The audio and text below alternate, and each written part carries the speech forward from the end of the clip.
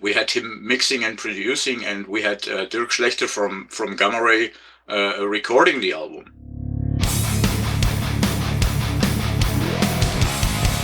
Hey, Torsten, how's it going? Brennan, hi. Good so far. How do you do?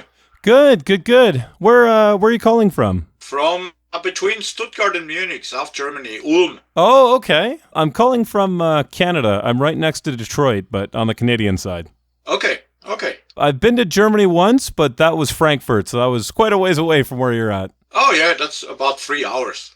It's not really a distance where you live. Yeah, it's for us, for me, that would be driving to Toronto, but the rest of Canada is a lot further. Yeah, I just talked to our homepage lady, and they are living in Canada as well. They moved from the Netherlands about 15 years ago to Canada. It's Regina. Yep, Regina. Yeah, that's a plane ride away. Oh, okay. I see. So when I do these, I like to start at the beginning of you as a musician and then work our way up to the new record. So looking back at the beginning, where did you grow up and how did you get started in music? Well, I still live where I grew up, like south part of Germany, as I said, between Stuttgart, Munich, and Nuremberg, Würzburg. So very southeast central, but very countryside, which I loved and which is good for family and children. And I still feel very connected with where I live. And I started playing music at the age of 6. I'm sure you have it as well. It's kind of a music school where I learned classical guitar. Oh, okay. Yep. So all that Mozart and Sebastian Bach and Beethoven stuff, which I've been into for 7-8 years. And then I bought my first electric guitar at the age of 13. What was the first band you heard that really sucked you into heavy metal? That was AC/DC, actually. Oh, of course. Yep. The universal answer. Yep. Yeah, but it was actually it was my cousin. He's 3 years older than me. And he always listened to AC/DC. So I listened to AC/DC until, I don't know, when I went to kindergarten or something like that. Oh, wow. So you grew up with AC/DC. Yeah, and then all the end 70s, 80s heroes, Maiden, Priest, Black Sabbath, Van Halen, all the classical big ones. So the first thing that I'm aware of you doing is Brainstorm. Was that your first band, or were there any bands before that, stuff through high school, that kind of thing? Yeah, it was the first real band, so to say. So we had high school bands we played in after school, and we had a pre-band that was called Twilight, but the first band, so to say, that was a real band was Brainstorm. But even back in Twilight, it was the same drummer and the same other guitar player, Milan and Dieter. Yeah, it's crazy how the three of you guys have played together now for, what are we up to, 40 years together or so? 35 plus. It would be, I think, 1987 was Dieter and 1988 was Milan joining Twilight. So yeah, we're up to roundabout a bit less than 40 years now. That's incredible. And I mean, playing with musicians that long, I mean, you guys just know what the other person's going to do or whatever, right? Like that, it's awesome having a relationship like that musically where you kind of can sense already what the other person's going to do and how they're going to, start the song or whatever kind of thing, eh? Yeah, definitely. It's kind of a second family, definitely. So we grew up together and we founded families and all that stuff. So we had the parties, we had the worries, so we have everything, and we still love each other, although we know each other so well. you know how to piss the other guy off, right? Definitely. That's great. So tell me this. So on one of your early demos you guys did, The Heart of Hate, you guys worked with Lee Tarot from Stormwitch. What can you tell me about working with him? Well, Lee is he's from my hometown, where I still live, and he died 12 years ago, unfortunately. But he was like, for us over here, he was kind of a visionary guy. All he wanted to do is make music. And he was a great songwriter, and he had a very good feeling for all the stories that still keep the Stormwitch history alive. I think the first Stormwitch LP came out 83, so that's quite a long time. So was he kind of like the local hero at the time? Oh yes, for all the metal kids, definitely. But he never wanted to be a hero. He always had a open ear for every question you had as a young musician. So he was always helpful, and he was just a cool guy. Yeah, I don't know a lot about Stormwitch, but I know some of the early records with him on it, and those are fantastic early metal, early 80s metal records. Yes, absolutely. You can definitely hear a little bit of their influence in Brainstorm for sure. So I'm guessing you guys all listened to them back in the day. Yes, for sure. Every concert they gave, it was like the weekend happening over here. But their influences definitely had been Maiden and Priest. And actually, I founded a label 2014, El Puerto Records, and the first LP I released on that label was Witchbound, which was kind of a follow-up to many of Stormwitch, because I had three of the founders in the band back then, Stefan Kaufmann, the other guitar player, and the other songwriter, and the drummer. So that was kind of closing a circle a little bit for me. That's incredible. I don't know it, so I'm going to have to look that up. Yeah, definitely. That's really cool, especially if it's a similar kind of vibe. That's right up my alley, so that sounds fantastic. Tell me this now. So jumping ahead a couple of years, so you guys on Unholy, you guys teamed up with Charlie, I don't think I'm saying his name right, Bauerfeind? Bauerfeind, yes. Bauerfeind. What was it like working with him? I mean, I know him from a million bands, Hammerfall and Gamma Ray and all kinds of stuff. So what was it like working with Charlie as a producer? Yeah, another dream come true. It's all the band story is about many dreams coming true, and Charlie was, especially at that stage, it was the second album we did, and we had him mixing and producing, and we had Dirk Schlächter from Gamma Ray recording the album. We have been in Hamburg in the Gamma Ray studio, and we have all been quite at the beginning of our 20s. So that was massive experience for us. It was a very, very important album because we didn't want to go there and make the impression that we are just young musicians trying to make an LP. So we wanted to look as professional as possible. And so we trained and rehearsed our asses off to be the best possible prepared when we go into the studio there. Yeah, it's funny. I mean, you can definitely hear, too, that jump from Hungry to Unholy. Yeah, absolutely. Hungry, you can still tell it's the perfect title. It's a young, hungry band trying to make their first record after some demos.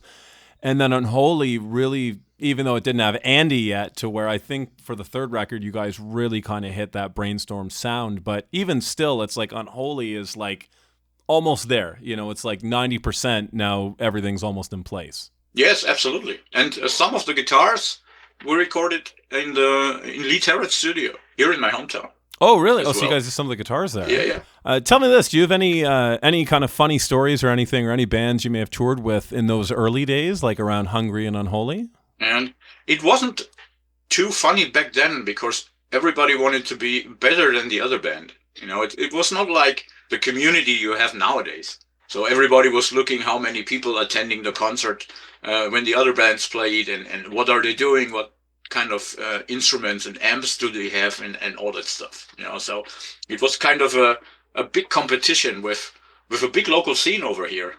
I don't know. Of course, Ulm has around 160,000, but the city where we all come from, Heidenheim, it's about 40,000 people, and we had about 50 bands. Wow. Yeah.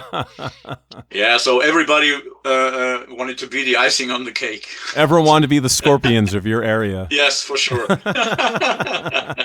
So around 99, 2000 or so, Andy joins Brainstorm. What happened? Why did, is it Jürgens, the original singer? Yes, Markus Jürgens. Marcus, thank you. Yeah, I got a flip. Yeah, no problem. Did he leave? Did you guys fire him? What brought about the change to get Andy into the band? It's over the years we felt, Marcus listened, as we do, to all kinds of metal music, from power metal to thrash to the good old hard rock days. But Marcus always was kind of a more the hard rock guy. And you can actually see it in the bands he is playing nowadays. And all the bands after Brainstorm have been hard rock band-like style bands. So, and that's why we decided to part ways. How did you come in touch with Andy? Was it because of Ivanhoe or Simforce or any of that, or? And yes, of course. I knew Andy, and we had near Stuttgart we had a big not a club. It's like a discotheque. Do you say so in Canada? We don't use that, but I know what you're talking about. Okay, and it was a special club for all hard rock and metal. So we had cool paintings on the wall, and everybody who listened to metal was there from Thursday to Sunday. So, and we talked about his bands and our bands, and so of course he got to know that we were searching a singer, and we talked about, and we gave it a try, and it fitted perfect. And yeah, he's still in the band, so it seems like it was the right decision. Absolutely. All right, so tell me this. So my introduction to the band, and still, I don't know what my favorite Brainstorm is, but there's a good chance it might be Metis Mortis. Tell me about that record and working with Achim Kohler, and who you've worked with many times since. Yeah, another great experience, because it was the biggest studio we have ever recorded an album. It's like, as everybody knows from the pictures, the big studios in the US with the huge, how is it called? The thing with all the knobs. Oh, the big mixing board. Yeah, the mixing board. It was a huge mixing board, and tons of speakers and recording rooms, and yeah, it felt great. And Achim back then was one of the most spoken about producers. So he also did all the Primal Fear stuff in the beginning, and many more. And yeah, we did the next 3 albums together with Achim. So it was great, and for us it was another step to get established as a band, so to say. So we got recognized from many big open air festivals, and got the chance to go on tours, not only as an opening band, but as special guests and all that stuff. And it was like one step before the Soul Temptation album had the first chart entry ever. Metis Mortis was short before that.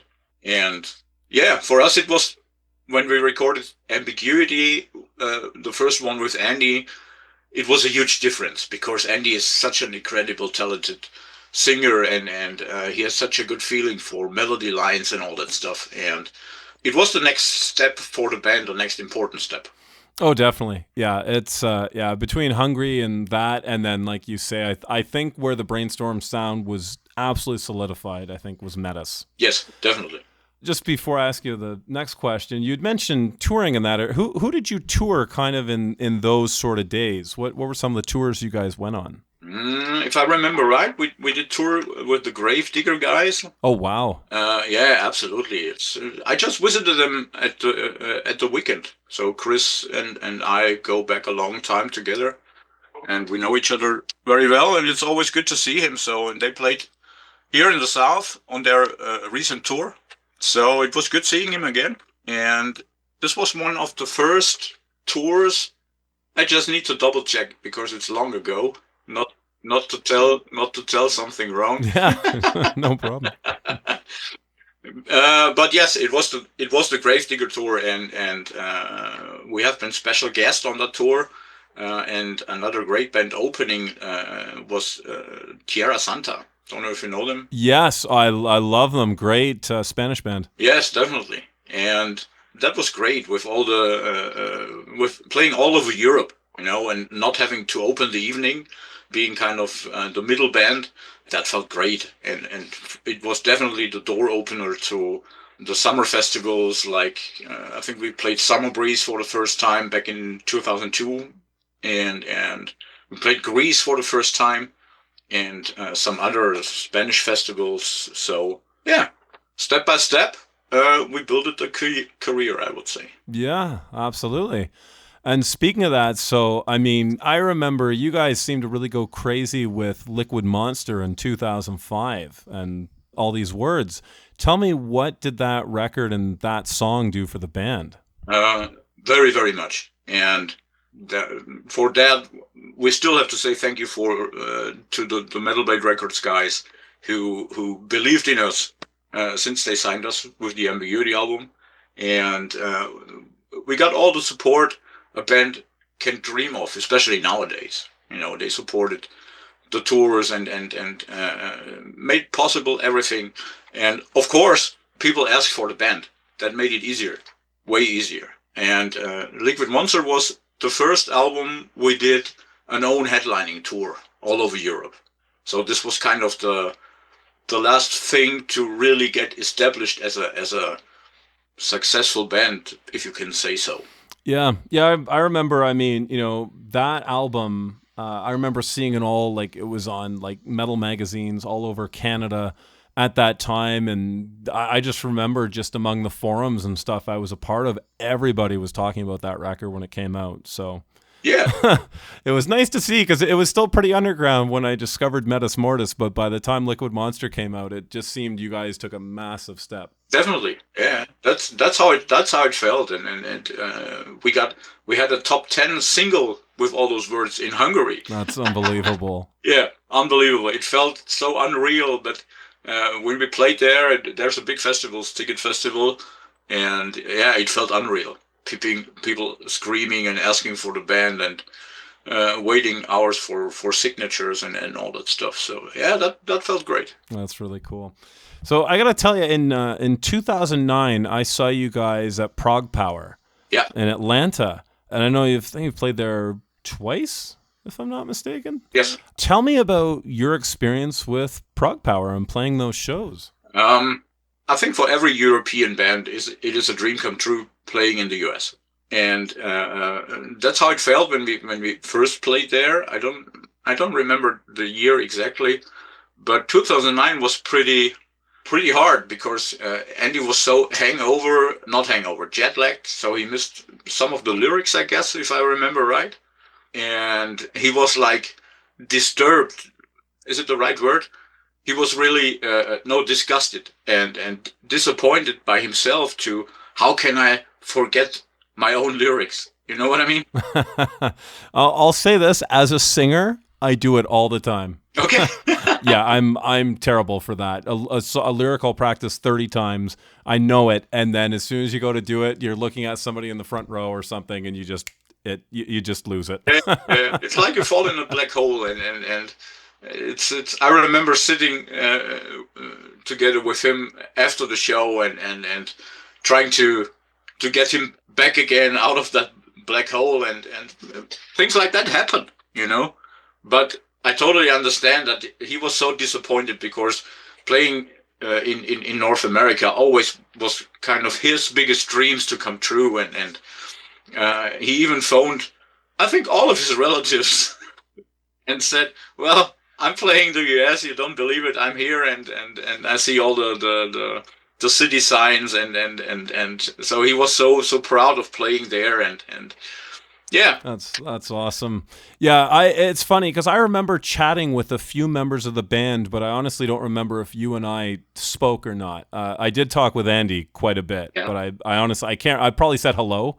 But I can't, because that festival, right? You just walk around with the bands, and half the time you don't realize the guy sitting next to you is going to be playing on stage in an hour. Yeah. Yeah, which is something I love about that festival, and I really hope you guys do make it back one day, if that's possible. Yeah, definitely. We definitely would love to. So in 2017, you guys teamed up with who you still have producing for you, Seeb Levermann, from a band I love, Orden Ogan. How did you get in touch with them and start working with Seeb? Well, actually, back then, Andy was part of the band Elmanek as well. Oh, yes, yeah. And they recorded their first album together with Seeb. And that's how we came in contact for Brainstorm as well. because Andy came back from the recordings and he said, well, that's a really cool guy with such a huge knowledge of music and of recording and songwriting. So why don't we give it a try for the next Brainstorm album, which was Midnight Ghost back then. Yeah, which is one I mean, I've got to say, there's not an album you guys have put out I don't like, but Midnight Ghost I did play a lot at the time it came out. Yeah, it was and still is for many. And for us, it was definitely one of the many good decisions we did. Of course, we did many falls as well, like everybody does. But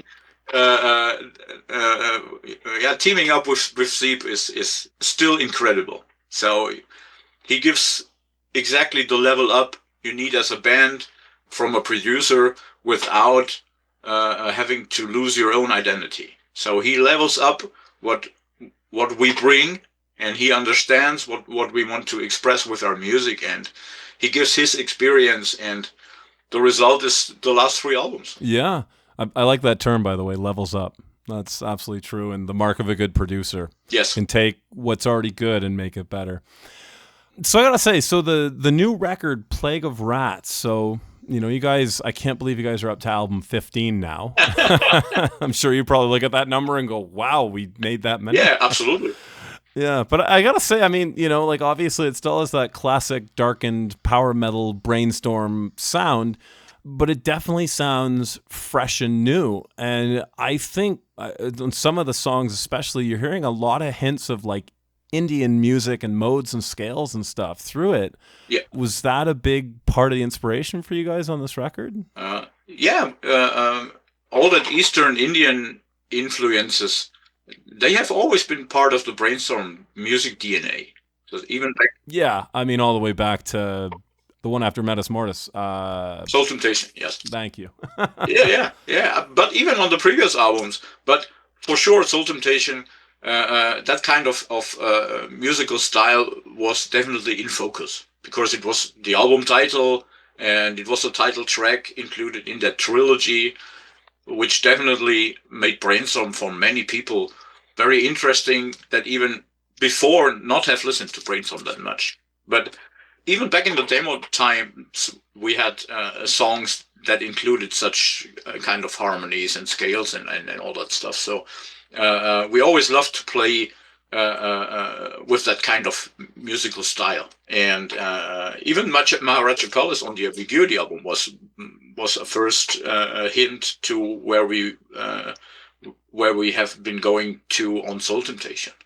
And for Plague of Rats, it definitely was the album cover that gave us something like the right kickoff to bring that kind of style back into focus again. Oh, so you guys had the album artwork before you started like properly getting into the album, eh? Yeah, at a very, very early stage. And that's different than you have. Usually you have it somewhere in between the songwriting, you're working on ideas and you get the first sketches and all that stuff.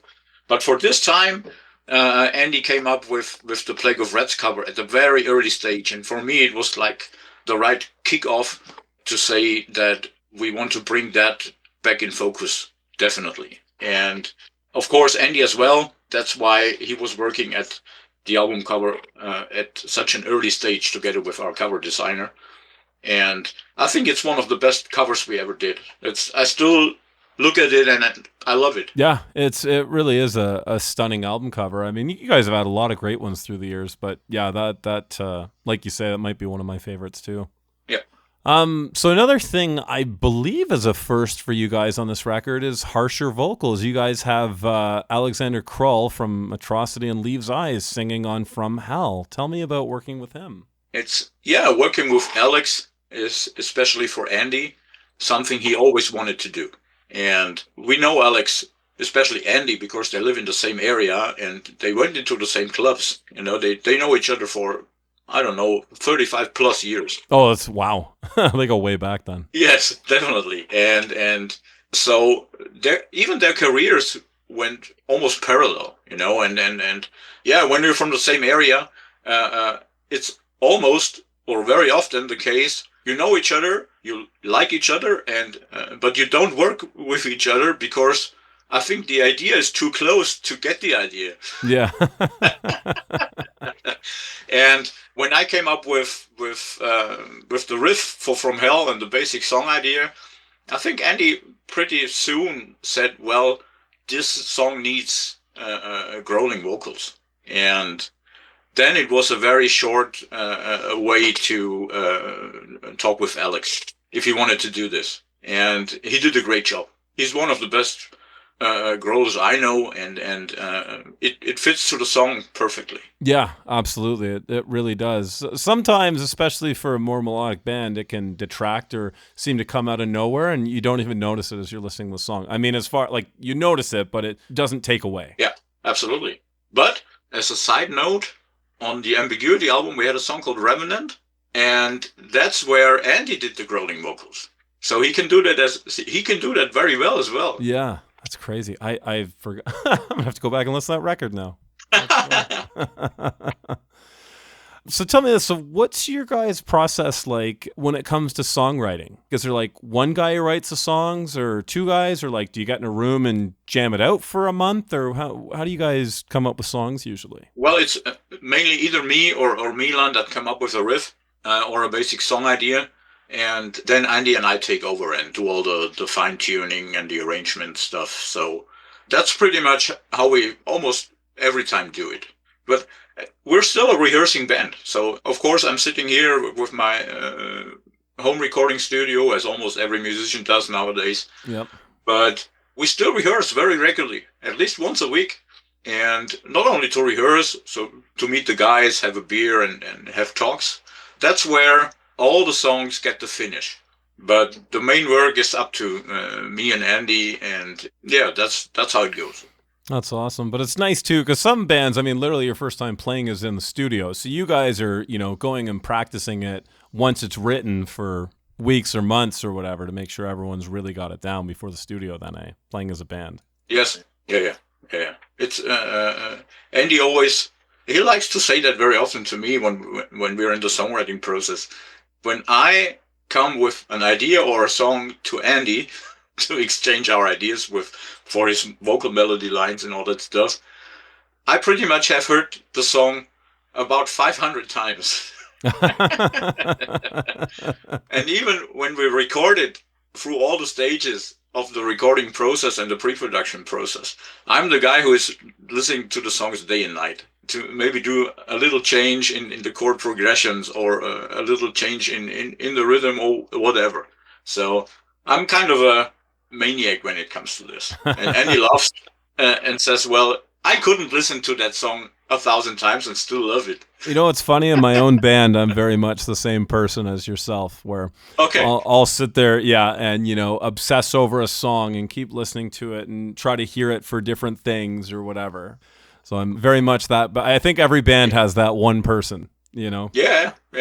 Every band has to have that. Yeah, I'm lucky. I'm in two bands, and my other band, the bass player is a recording engineer, so he gets to be the person in that band. Okay, that's cool. Yeah, so you have two sides of the how you can look at it. That's cool. Yeah, it's kind of nice to have one where you can step back just a little bit and not be that person for both. Yeah. All right, well, since we're two guitar players sitting here, let's talk gear. What are your main babies as far as like guitars, amps, that kind of thing? Guitars, I love playing my Schlächter, the V1. Oh, I love Schlächter. That's one of my main guitars. Absolutely. And I quite have a good collection meanwhile. Six of the V1s I have here and two in the rehearsing room. So yeah, that's why I play mainly. And I still have all my guitars. I played back then. I played a Vandenberg and I played some Charvel, Jacksons and all that stuff. But Schlächter is there for, I guess, almost 20 years now. Those are my favorite guitars. Yeah, they're incredibly versatile guitars too. Definitely. What do you play? I am mostly LTD, but I do have a Hellraiser and a Schlächter Hellraiser, and I love that guitar too. I find it's not the greatest. It's an okay lead guitar, but especially for rhythm, it's amazing. Yeah. For like just nice power chord stuff. Beautiful guitar. Yeah, absolutely. Yeah, I'm mostly LTD, a little bit of Ibanez. Mm-hmm. What are you running as far as studio stuff? You Pro Tools or? Different. What we have in the rehearsing room is kind of a very old Pro Tools file, but it works perfect for us for pre-producing all the stuff. And working with Seeb is working with Logic. Oh, he's a big Logic guy. Okay. Yeah, and yeah, many kind of different things depending on where you go and play. But especially in our rehearsing room, it's still a Pro Tools. I don't know. I think it's still a Pro Tools 7 or something like that. Oh wow, I think that's about the one I learned on 20 years ago, something like that. Yeah. Yeah, but that's for us. There's no need to change it because it works perfect. It's our rehearsing room and it's our kind of studio, but it's not open for anybody else. It's just for us, you know. Yeah. It's our own little world, and that's fine. Absolutely. Well, it's funny too because you know in so many other industries, it's like, oh, you got to be on the latest software or whatever. And I find musicians are always like, if you find the one piece of software, you know it inside and out. Musicians tend to do that, right? I know a producer who has, I think it's a 15-year-old computer that still runs their, I don't know, Pro Tools or whatever they have. Oh, yeah. And it's the same thing, right? You're locked into your ecosystem and it just works for you. It's like there's no need to upgrade. Absolutely.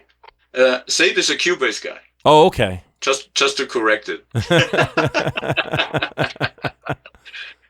Yeah, but he can work with everything. He's such an incredible guy, really. He's not only a very nice person, he has such a big knowledge of harmonies and songwriting and even the voices, when you build up the choirs. That's great. So, on a side note. Yeah, absolutely. Well, I mean, yeah, you can hear that in the Orden Ogan stuff too. Yes. Well, I'll tell you what, if I do wind up meeting him at ProgPower this year, I'll tell him you said hi. Yes, definitely. Definitely. Yeah, I talked with him quite often, and I met him at the weekend. It was the other concert I visited.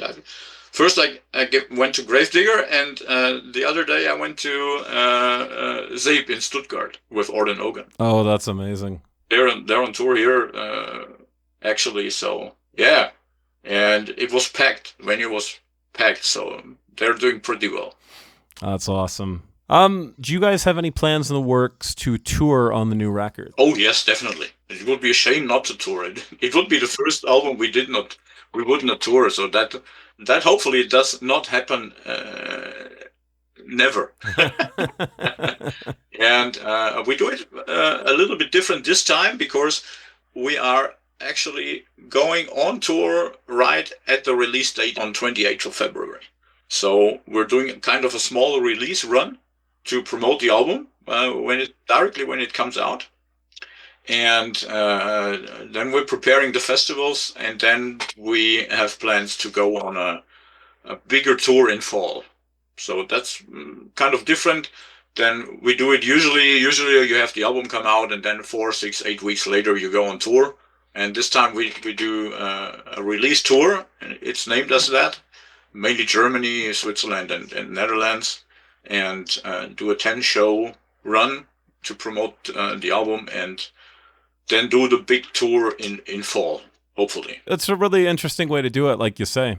So doing kind of at least one mini tour just to build the album up a little bit. Yes, yeah. We did not do that very often. We did it on the Fire Soul album. We played the whole Fire Soul album back then. Is that that's the bonus DVD on Scary Creatures, right? Yes, absolutely. I think you guys should do it again with this album, or even then maybe do a 20th of Liquid Monster or something like that. Play the whole album. Yeah, that would be cool. But we first have, because it's 3.5 years since Wall of Skulls, we definitely have to concentrate on the Plague of Rats stuff. Oh, definitely. And bring it to the people. And I think 27 is 30 years until Hungary, or since Hungary. That's a good year for doing that kind of stuff. Yeah, 30 seems to be the one that everyone wants to, okay, let's hear this album in its entirety. Yeah. Works for Megadeth and Queensryche and everybody else, so why not, right? Why not, yes. Yeah, there's quite a cool festival over here. It's which is kind of specialized for that kind of shows. So who knows? Maybe the promoter will come up with requesting us for 27. Yeah. What's the festival called? It's Keep It True. Oh, yeah, of course, yeah. That's a festival I've wanted to go to my whole life, and sadly I've never been to. Yeah, it's amazing. It's amazing. You will never find more dedicated people that know everything about the bands that play there, and it feels great. It's just, yeah, it's kind of metal nerds in a very positive way, you know? Yeah, I would think probably the closest to that in North America would probably be ProgPower. Yes. Would be that. Yes. You just take 1,000 metal nerds and cram them together, yeah. I mean, there's been so many lineups of Keep It True through the years that I just go, oh my God, I got to get to this one day. I mean, John Arch playing with Fate's Warning and Lethal reuniting. I mean, I go on and on. I know you guys have played, and yeah, it's just one of those festivals that every year I look at and go, one of these years I'm going to finally go. Yeah, yeah. Have you guys played Wacken before? Oh, yes, 3 times. 3 times, wow. 3 times already. But the last time is pretty long ago, so we definitely should do that again. Yeah, make it a year when I finally come out. Okay. So you guys have the new Brainstorm, Plague of Rats, coming out. Is there anything else in the works from yourself or the band that we can plug coming up? I think for everybody, especially this time, as it's quite a long time since Wall of Skulls, everybody is concentrated 100% on the Plague of Rats thing and all the stuff that you nowadays have to take care of. You know, it's 3.5 years without having anything new out, at least a new song or something. It's way too long for what people are requesting for nowadays. So we will definitely come up with some songs during the summer or for the tour in fall to keep people informed and keep them up to date with new stuff, interesting stuff. So, and we're pretty much working on this parallel while doing all the interviews and all the promotion work for Plague of Rats until it comes out. That's fantastic. Well, Torsten, I want to thank you so much for taking the time to do this. This was a lot of fun and nerding out about guitars and stuff. So Definitely. Yeah, I enjoyed it very much, so thanks a lot for your time. Oh, no problem at all. You know, I'm loving the new record. All the best. I know you guys are now with Reigning Phoenix. Is that the name of the label? Yes, that's right. I know there's a Phoenix in there somewhere. I'm like, what's it called? But yeah, you know, best of luck. And I'm hoping one of these years, you know, hopefully you guys will make it back to ProgPower. I'd love to see you again. Yes. Either that or if I make it out to Wacken. So. Yeah, either way. Yeah, or both ways. That would be the best. Yeah. Be great. I got to come back to Germany and have more Weissbier. Wonderful. I show you the good ones. Oh, awesome. All right. Thanks again, my friend. I really appreciate it. Yeah, thanks. I appreciate it too. Very much. Thank you. Bye.